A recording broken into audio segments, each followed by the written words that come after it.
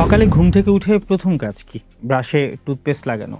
২ minute দাঁত পরিষ্কার করেন। তারপর পানি দিয়ে কুলি করে ভাবেন দিনটা ভালোভাবে শুরু হলো।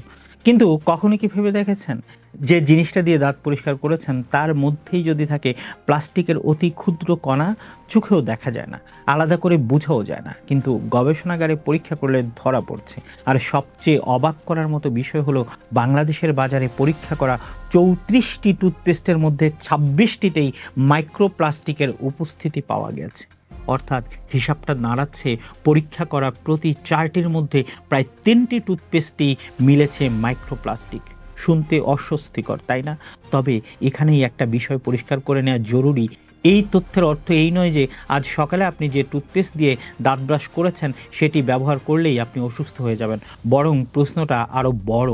আমরা প্রতিদিন যে পণ্যগুলো শরীরের এত কাছাকাছি ব্যবহার করি সেগুলোর ভেতরে আসলে কি আছে সেটা কি আমরা যথেষ্ট জানি?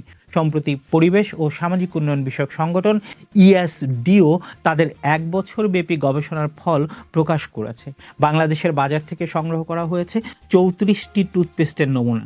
স্থানীয় ও আমদানি করা ২ ধরনের পণ্যই ছিল এই পরীক্ষায়। গবেষণাটি চালানো হয়েছে ২০২৫ সালের জুলাই থেকে ২০২৬ সালের জুন পর্যন্ত। আর পরীক্ষার জন্য নমুনা নেওয়া হয়েছে দেশের বিভিন্ন সুপার শপ, খুচরা দোকান এবং পাইকারি বাজার থেকে। এর পাশাপাশি দেশের ২৭৬০ জন ভোক্তার উপরও জরিপ চালানো হয়েছে। আর টুথপেস্টের নমুনাগুলো পরীক্ষা করা হয়েছে জাহাঙ্গীরনগর বিশ্ববিদ্যালয়ের পরিবেশ বিজ্ঞান বিভাগের এনভায়রনমেন্টাল হেলথ অ্যান্ড ইকোটক্সিকোলজি ল্যাবরেটরিতে। ফলাফল ৩৪টির মধ্যে ২৬টিতেই মাইক্রোপ্লাস্টিক। এখন প্রশ্ন হলো এই মাইক্রোপ্লাস্টিক আসলে কি? মাইক্রোপ্লাস্টিক মানে কি? সহজ করে বললে মাইক্রোপ্লাস্টিক হলো অত্যন্ত ছোট আকারের প্লাস্টিক কণা, সাধারণত ৫ মিলিমিটারের চেয়ে ছোট। প্লাস্টিক কণাকে মাইক্রোপ্লাস্টিক বলা হয়। এত ছোট যে অনেক সময় খালি চোখে এগুলো আলাদা করে শনাক্ত করা কঠিন। আর আমাদের চারপাশে প্লাস্টিকের ব্যবহার যত বাড়ছে এই ক্ষুদ্র কণার উপস্থিতিও তত বেশি জায়গায় ধরা পড়ছে। পানি, খাবার, বাতাস, প্রসাধনী বিভিন্ন জায়গাতেই মাইক্রোপ্লাস্টিক নিয়ে গবেষণা হচ্ছে। আর এবার সেই তালিকায় সামনে এসেছে এমন একটি পণ্য যেটা আমরা প্রতিদিন মুখে ব্যবহার করি, টুথপেস্ট, যা আমার বাচ্চা ব্যবহার করে, আপনার বাচ্চা ব্যবহার করে। কতটা পাওয়া গেছে সেখানটায়? ইএসডিও এর গবেষণায় প্রতি ১০০ গ্রাম টুথপেস্টে সর্বনিম্ন ২০টি থেকে সর্বোচ্চ ৩২০টি পর্যন্ত মাইক্রোপ্লাস্টিকের কণা শনাক্ত হয়েছে। সবচেয়ে বেশি ৩২০টি কণা পাওয়া গেছে মেডিপ্লাস ফ্লোরাইড জেলে। এরপর রয়েছে ক্লোজ আপ রেড হট ১৬০টি, ক্লোজ আপ ম্যান্থল ফ্রেশে ১৬০টি, কোডোমো আলট্রা শিল্ড ফর্মুলা স্ট্রবেরিতে ১৪০টি প্লাস্টিকের কণা, সিগন্যাল গ্রিন টিতে ১২০টি, পেপসুডেন্ট অ্যাডভান্স সল্টে ১০০টি, হিমালয়া কমপ্লিট কেয়ারে ১০০টি আর স্যান্সোডাইন ফ্রেশ মিন্টে পাওয়া গেছে ৮০টি মাইক্রোপ্লাস্টিকের কণা। এখন কেউ হয়তো বলবেন, আচ্ছা টুথপেস্টে যদি কয়েক ডজন বা কয়েকশো কণা থাকে তাতে এমন কি? এই সংখ্যাগুলো প্রতি ১০০ গ্রাম টুথপেস্টে পরীক্ষায় শনাক্ত হওয়া কণার সংখ্যা। এগুলোকে সরাসরি মানুষের শরীরে ঢুকে যাওয়া কণার সংখ্যা হিসেবে ধরে নেওয়া যাবে না, কারণ আমরা টুথপেস্ট ব্যবহার করার পর সাধারণত কুলি করে ফেলি। কিন্তু সমস্যা হচ্ছে টুথপেস্ট পুরোপুরি গিলে ফেলার কথা না হলেও ব্যবহার করার সময় সামান্য অংশ অনিচ্ছাকৃতভাবে গিলে ফেলার সম্ভাবনা থাকে। বিশেষ করে শিশুদের ক্ষেত্রে বিষয়টি আরও গুরুত্বপূর্ণ। শিশুদের টুথপেস্টে মাইক্রোপ্লাস্টিক, কারণ এই গবেষণার সবচেয়ে অস্বস্তিকর জায়গাগুলোর একটি হলো শিশুদের জন্য তৈরি টুথপেস্টও পরীক্ষার বাইরে থাকেনি। ৬টি শিশুদের টুথপেস্টের নমুনার মধ্যে ৪টিতে মাইক্রোপ্লাস্টিক শনাক্ত হয়েছে, অর্থাৎ প্রায় ২/৩ নমুনায় এই কণা পাওয়া গেছে। এর মধ্যে কোডোমো আলট্রাশিল্ড ফর্মুলাতে ১৪০টি, মেরিল বেবি স্ট্রবেরিতে ৭০টি, মেরিল বেবি অরেঞ্জে ৪০টি আর পেপসুডেন্ট কিড অরেঞ্জে ২০টি মাইক্রোপ্লাস্টিক কণা শনাক্ত হয়েছে। বাচ্চার দাঁত পরিষ্কার করার জন্য যে টুথপেস্টটা কিনছেন সেটাকে আমরা স্বাভাবিকভাবেই নিরাপদ ধরে নেই, কিন্তু গবেষণা বলছে পরীক্ষিত ৬টি শিশুদের পণ্যের মধ্যে ৪টিতেই মাইক্রোপ্লাস্টিক পাওয়া গেছে। তাই এখানে বিষয়টা শুধু টুথপেস্টে প্লাস্টিক আছে কি নেই এতটুকুতেই আটকে থাকলে হবে না। বিষয়টা হলো শিশুদের দৈনন্দিন ব্যবহার্য পণ্যের নিরাপত্তা কতটা কঠোরভাবে নিশ্চিত করা হচ্ছে। আরও একটা মজার তথ্য হচ্ছে এসডো এর গবেষণায় বাংলাদেশে উৎপাদিত 25টি টুথপেস্টের মধ্যে 22টিতে মাইক্রোপ্লাস্টিক পাওয়া গেছে, ভারতে উৎপাদিত 5টির মধ্যে একটিতে, থাইল্যান্ডের 2টির মধ্যে একটিতে, আর ভিয়েতনামে উৎপাদিত 2টিতেই মাইক্রোপ্লাস্টিক শনাক্ত হয়েছে। অর্থাৎ এখানে শুধু একটি দেশ বা একটি ব্র্যান্ডকে দায়ী করার সুযোগ নেই, বরং প্রশ্নটা হচ্ছে উৎপাদনের সময় কোন উপাদান ব্যবহার করা হচ্ছে এবং সেগুলোর উপর নজরদারি কতটা কার্যকর। কারণ টুথপেস্টে এমন কিছু উপাদান থাকতে পারে যেগুলোর পেস্টের গঠন, ঘনত্ব, স্থায়িত্ব কিংবা দাঁত পরিষ্কারের কাজে ভূমিকা রাখে। তবে কোনো উপাদান মাইক্রোপ্লাস্টিক কিনা সেটা শুধু প্যাকেট দেখে সাধারণ ভোক্তার পক্ষে বোঝা সহজ নয়। এখানেই আসে নিয়ন্ত্রণ ও স্বচ্ছতার প্রশ্ন। তবে সব টুথপেস্ট নয়, তবে একটা ভালো খবরও আছে, সব নমুনায় মাইক্রোপ্লাস্টিক পাওয়া যায়নি।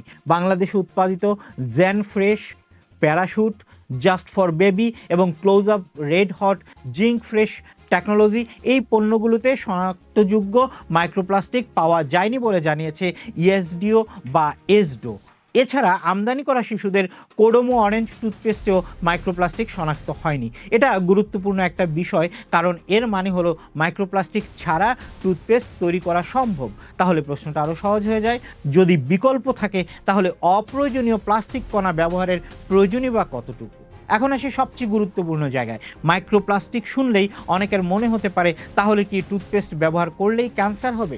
না, এমন দাবি করার মতো প্রমাণ এই গবেষণা দেয়নি, বরং এখানে আমাদের একটু সতর্ক এবং বৈজ্ঞানিক হতে হবে। বিশ্ব স্বাস্থ্য সংস্থা ও মাইক্রোপ্লাস্টিক নিয়ে বলেছে, মানুষের শরীরে এগুলো প্রবেশের পর দীর্ঘমেয়াদী স্বাস্থ্য প্রভাব সম্পর্কে এখন অনেক গুরুত্বপূর্ণ প্রশ্নের উত্তর পুরোপুরি পরিষ্কার নয়। বিশেষ করে খুব ছোট কণা বা ন্যানো প্লাস্টিক নিয়ে আরও গবেষণা দরকার। অর্থাৎ আতঙ্ক নয়, সচেতনতা দরকার। এখন পর্যন্ত সবচেয়ে গুরুত্বপূর্ণ প্রশ্ন হচ্ছে কতটা এক্সপোজার হচ্ছে, কণাগুলোর আকার কী ধরনের প্লাস্টিক, কত দিন ধরে শরীরে যাচ্ছে, এসব বিষয়। আর গবেষণার একটি বড় উদ্বেগ হলো পরিবেশ। কারণ টুথপেস্ট ব্রাশ করার পর আমরা যখন বেসিনে কুলি করি, সেই পানি শেষ পর্যন্ত ড্রেনেজ ও বর্জ্য পানি ব্যবস্থার মাধ্যমে পরিবেশে যেতে পারে। মাইক্রোপ্লাস্টিক সহজে ভেঙে যায় না, তাই বিষয়টা শুধু আমাদের মুখের ভেতরের নয়, এটা পানি, মাটি, নদী এবং সামগ্রিক পরিবেশের সঙ্গেও যুক্ত। এখন সবচেয়ে বাস্তব প্রশ্ন, আমরা কি করব? প্রথম কথা, ভয় পেয়ে হুট করে টুথপেস্ট ব্যবহার করা বন্ধ করে দিব? না, তা না। দাঁতের স্বাস্থ্য ঠিক রাখতে নিয়মিত ব্রাশ করা জরুরি। দ্বিতীয়ত, কোনো একটি ব্র্যান্ডকে শুধু এই গবেষণার ফলের ভিত্তিতে ক্ষতিকর বলে চূড়ান্ত সিদ্ধান্ত দেওয়া ঠিক হবে না, কারণ গবেষণায় নির্দিষ্ট কিছু নমুনা পরীক্ষা করা হয়েছে। আর মাইক্রোপ্লাস্টিক শনাক্ত হওয়া মানেই সেই পণ্য থেকে নির্দিষ্ট কোনো রোগ হবে এমন সিদ্ধান্ত বৈজ্ঞানিকভাবে দেওয়া যায় না। তবে ভোক্তা হিসেবে আমাদের কিছু প্রশ্ন করতেই হবে। পণ্যে কি কি উপাদান ব্যবহার করা হয়েছে, সেগুলোর নিরাপত্তা কিভাবে যাচাই করা হয়, নিয়মিত বাজার নজরদারি হচ্ছে কিনা, আর সবচেয়ে গুরুত্বপূর্ণ, যে পণ্য আমরা ব্যবহার করি প্রতিদিন সেটার উপাদান সম্পর্কে ভোক্তাকে যথেষ্ট তথ্য দেয়া হচ্ছে কিনা।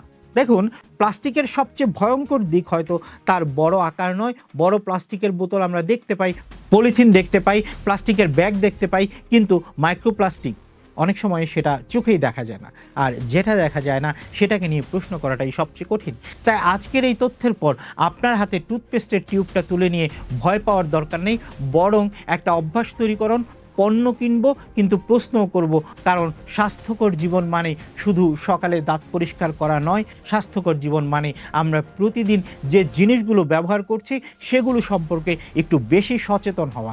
আর সরকারের দায়িত্ব শুধু বাজারে পণ্য আছে কিনা সেটা দেখা নয়, পণ্যটা নিরাপদ কিনা সেটাও নিশ্চিত করা। কারণ একজন মানুষ বছরে একবার টুথপেস্ট ব্যবহার করে না, প্রায় প্রতিদিনই ব্যবহার করে। আর যে জিনিসটা প্রতিদিন আমাদের শরীরের এত কাছাকাছি আসে সেটার নিরাপত্তা নিয়ে প্রশ্ন তোলা কোনো আতঙ্ক নয়, এটা একজন সচেতন ভোক্তার অধিকার। তাই পরের বার ব্রাশে টুথপেস্ট লাগানোর সময় শুধু একটা কথা মনে রাখবেন, দাঁত পরিষ্কার করছি ঠিকই, কিন্তু কী দিয়ে পরিষ্কার করছি সেই প্রশ্নটাও জরুরি।